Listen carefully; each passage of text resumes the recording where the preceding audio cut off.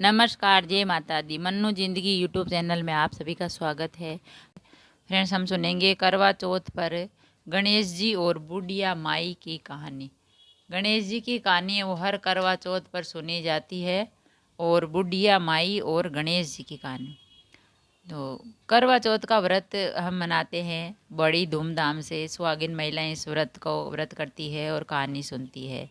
चौथ माता की कहानी सुनती है और गणेश जी की कहानी सुनती है।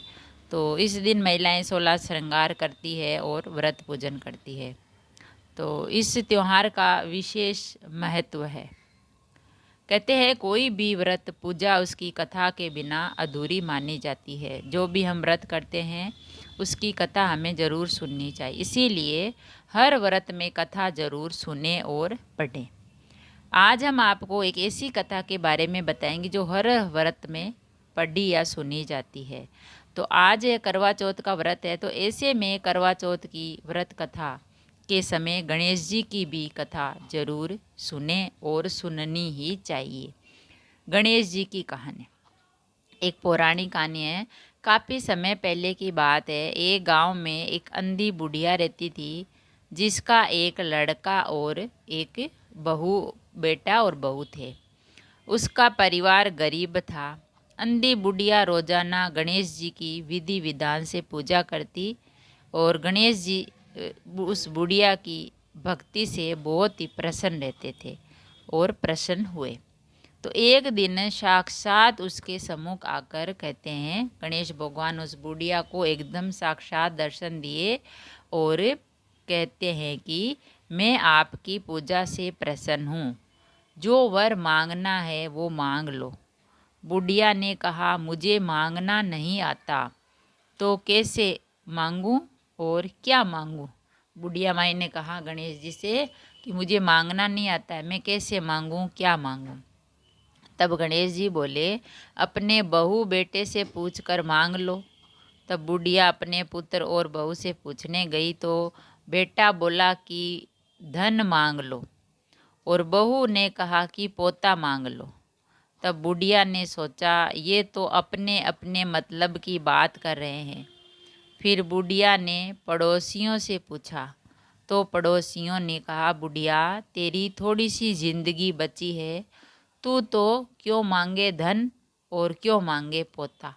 तू तो केवल अपने नेत्र आंखें मांग ले, जिससे तेरी बची हुई जिंदगी सुख से गुजर जाए। तो बुढ़िया सोचने लगी, क्या करूं, क्या मांगूं, क्या भगवान से वरदान मांगूं।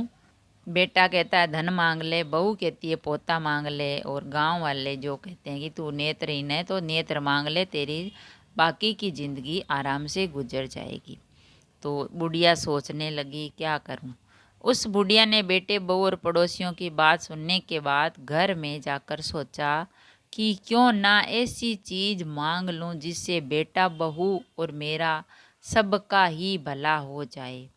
जब दूसरे दिन श्री गणेश जी आए तो बुढ़िया बोली, हे गणराज, यदि आप मुझ पर प्रसन्न हैं तो मुझे 9 करोड़ की माया दें, निरोगी काया दें और अमर सुहाग दे, आँखों में प्रकाश दे, नाती पोते दे और समस्त परिवार को सुखी प्रदान कर, फिर अंत में मोक्ष दे।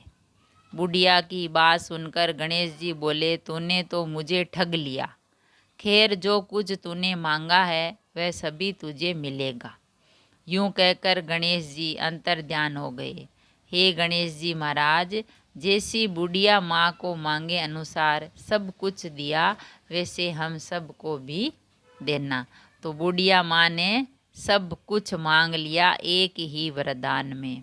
करोड़ों की माया, निरोगी काया, अमर सुहाग, आँखों में प्रकाश और नाती पोते, समस्त परिवार के लिए सुख समृद्धि। तो एक ही वरदान में बुढ़िया माँ ने सोच समझकर सब कुछ मांग लिया। लेकिन गणेश भगवान ने कहा, कोई बात नहीं बुढ़िया माई, तूने तो मुझे ठग लिया, लेकिन तेरी मनोकामना जरूर पूरी होगी। ऐसे कहकर गणेश भगवान अंतर्ध्यान हो गए। तो हे गणेश जी महाराज, जैसे बुढ़िया माँ को मांगे अनुसार सब कुछ दिया, वैसे सभी को देना और सभी की मनोकामना पूरी करना। बोलिए श्री गणेश जी महाराज की जय। तो फ्रेंड्स, अगर कहानी पसंद आई तो लाइक और शेयर ज़रूर करें। ऐसी ही कहानी और कथा सुनने के लिए, जानने के लिए चैनल को सब्सक्राइब करें। थैंक यू, धन्यवाद।